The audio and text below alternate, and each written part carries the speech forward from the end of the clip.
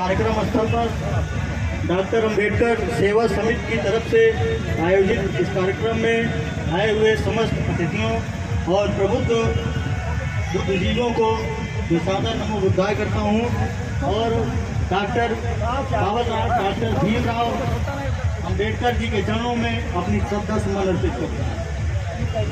आज बाबा साहब के इस 121वें जयंती समारोह में हम लोग यहाँ पर आए हुए हैं। बहुत सारी बातें भी हो चुकी हैं, इनके व्यक्तित्व पर बहुत सारा प्रकाश भी डाला जा चुका है। थोड़ा सा प्रयास हम भी करते हैं कि इनके व्यक्तित्व को आपके समक्ष रख सके। जितना मैंने पढ़ा है, थोड़ा बहुत जानकारी जितना मुझको है, मैं चाहूँगा कि आप लोगों की साझा करूँ।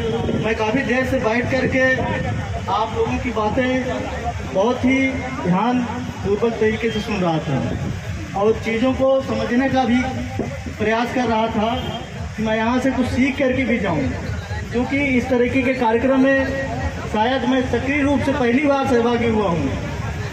इसके पहले भी कार्यक्रम होते थे, लेकिन इतनी सक्रियता और तन्मयता के साथ शायद वो जुनून नहीं था। लेकिन इस बार मुझको लगा कि मैं भी थोड़ा सा सामाजिक हूँ, चूँकि प्लेटफॉर्म वो मिल गया है कि एक मंच ढूंढे कि अपनी बात को आप तक पहुँचा सकें। क्योंकि कहते हैं कि कामयाब व्यक्ति की बातें लोग सुनते हैं। डॉक्टर बाबा साहब भीमराव अंबेडकर, इनका जन्म 14 अप्रैल सन 1891 ईस्वी में महू प्रांत में हुआ था। बहुत बड़ी रियासत से नहीं थे, ना तो इनके पिताजी बहुत बड़े थे। आप लोग सब जानते हैं कि एक छोटी सी जाति में जन्मे, महार जाति में इनका जन्म हुआ था। 14 भाई बहनों में ये सबसे छोटे थे और सबसे ज़्यादा स्नेह भी इन्हीं को मिलता था, पिता की तरफ से, माता की तरफ से। इनके पिताजी रामजी अंबेडकर, रामजी नाम था इनके पिताजी का, जो कि उस समय ब्रिटिश शासन में सूबेदार हुआ करते थे। और सूबेदार की रैंक एक अच्छी रैंक मानी जाती थी, अधिकारी रैंक मिलवाते थे। लेकिन उस टाइम पे वेतन इतना नहीं होता था जितना आज के समय में अधिकारियों की होती है। बड़ी मुश्किल से इनका घर चलता था।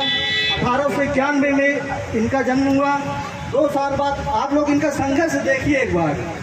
इतना गजब के व्यक्तित्व है इनका, इतने ज्यादा वैचारिक रूप से मजबूत हुए, संघर्षों को झेलते हुए, परिस्थितियों से लड़ते हुए इतना ज्यादा वैचारिक रूप से मजबूत हो गए कि दुनिया की कोई भी ताकत, जब तक ये जीवित थे, दुनिया की कोई भी ताकत से टकराने की क्षमता रखते थे और उससे लोहा भी लेते थे।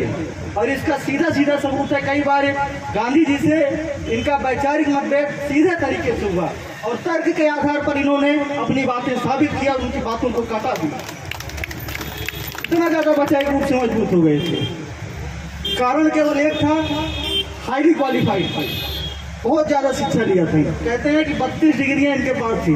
हम आप जनरली क्या करते हैं, हाई स्कूल कर लिया, इंटर कर लिया, ग्रेजुएशन कर लिया, बहुत किया, पीजी कर लिया, उसके बाद और आगे बढ़े, कुछ और इधर उधर का डिप्लोमा ले लिया, 6-7 डिग्रियों में सिमट जाते हैं।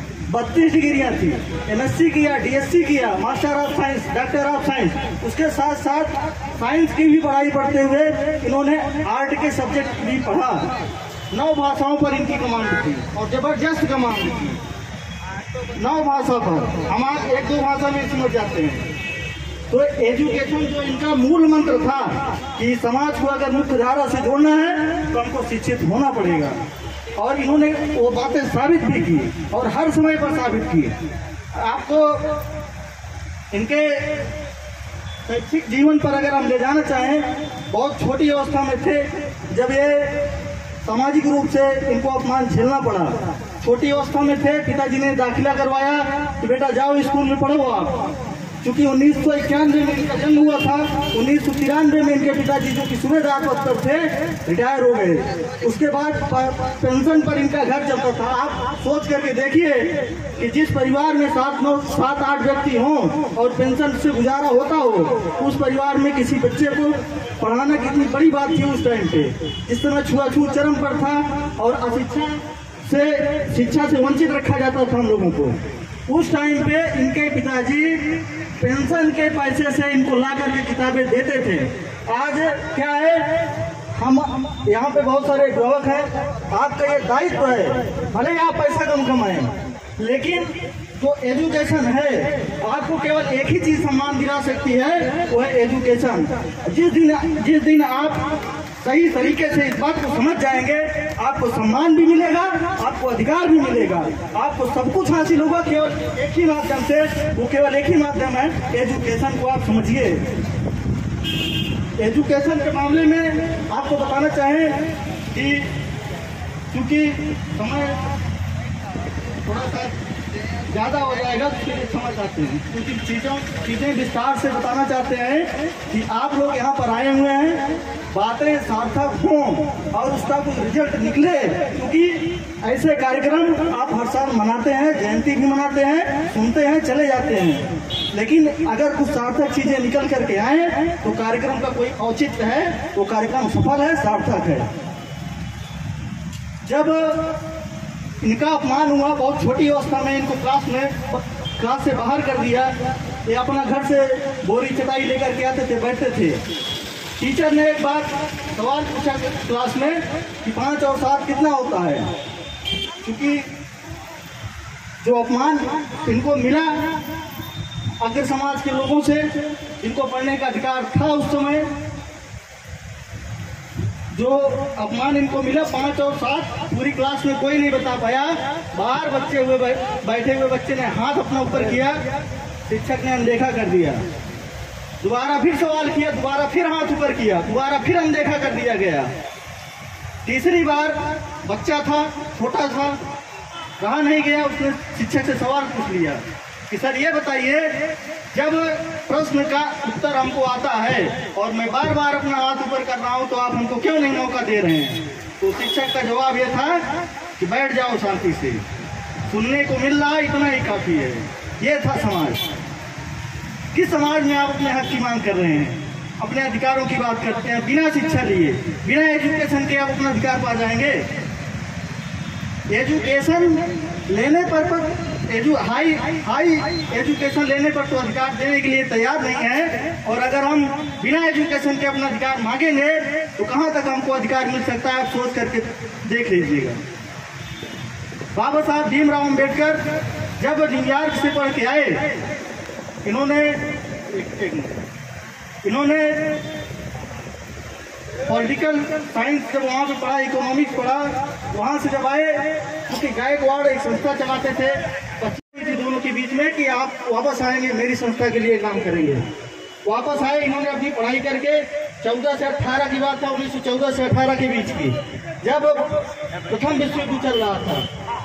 वापस आए, संस्था के लिए काम किया, एक सर्वोच्च पद मिला, डिफेंस सेक्रेटरी का, रक्षा सचिव एक बड़ा पद होता है।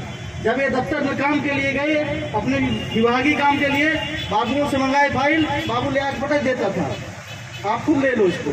पानी मंगाए, कोई पानी नहीं देता था। आप सोचिए इतनी दूर से पढ़ाई करके आया हुआ है, एक अच्छी डिग्री लेकर के, तब तो इनकी कोई अहमियत नहीं हुई। उसके बाद ज्यादा दिन नहीं चले उसमें, उसके बाद ये यूनिवर्सिटी में पॉलिटिकल साइंस के लेक्चर हुए।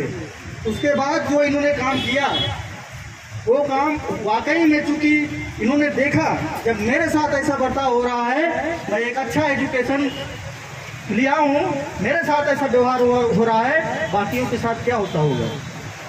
इन्होंने महसूस किया उस चीज को, और महसूस करने के बाद जो इन्होंने काम किया, साहू जी महाराज के साथ मिलकर के, जैसे अभी एक ऊपर नारा था कि शिक्षित करें, शिक्षा तो इन्होंने ले ली, आप इन्हीं का व्यक्तित्व देख लीजिए जो इन्होंने नारा दिया है, शिक्षित करें, संगठित रहें और संघर्ष करें। तीनों चीज इन्होंने अपने जीवन में किया था, तीनों चीज किया था। शिक्षित हुए हैं, उसके बाद इन्होंने संगठन बनाया। बिना संगठन के इन्होंने महसूस किया कि बिना संगठन के समाज तक, अपने लोगों तक बातें कर पाना, अपनी बातें पहुंचा पाना संभव नहीं है। इन्होंने संगठन बनाया। एक पहली सभा हुई, बहिष्कृत हितकारिणी सभा, आप लोग जानते हैं, साहू जी की अध्यक्षता में साहू जी ने वो बैठक बुलाया और इनके समाज के लोग, दलित समाज के लोगों को इनवाइट किया। पहली बार इन्होंने डायरेक्ट कांटेक्ट किया अपने समाज के लोगों से, और सफल भी रहे उसमें। ठीक है भाई, समय का पाबंदी है, बताना और चाहते थे लेकिन मुझको लगता है कि मैं